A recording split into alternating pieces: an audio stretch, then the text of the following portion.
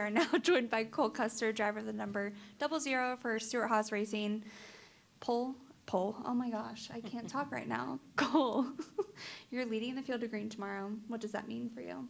Oh, well, it's huge around this place. You know, track position is always big here, and being able to start from the front, just because it's hard to pass.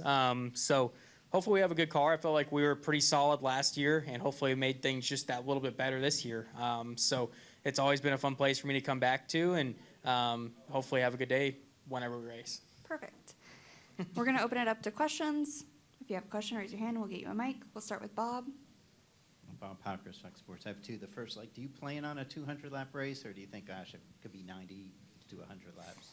It's impossible to say. I mean, at this point, I could see them running us in the rain, you know? Like, it just depends on the forecast and how everything looks. But, I mean, I could see us running in a full-on rain race. I don't know, you know, like just with how the weather looks like right now. But you just try and take it lap by lap and kind of go from there.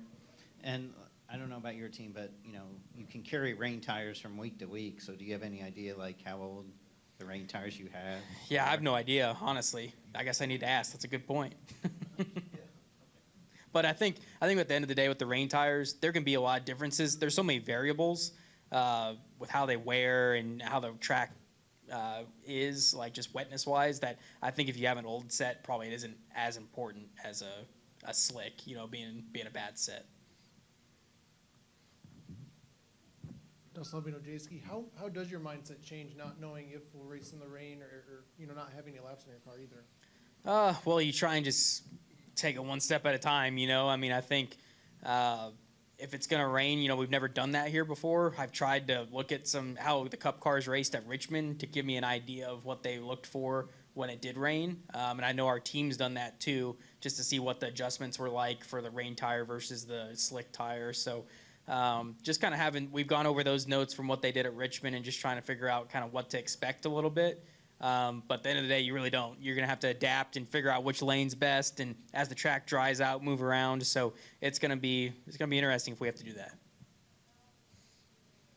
Do we have any additional questions? All right, thank you, Cole. Yeah. Thank you guys for going easy on me compared to Bell.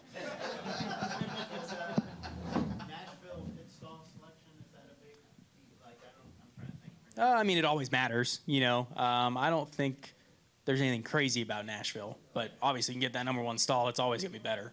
But, yeah.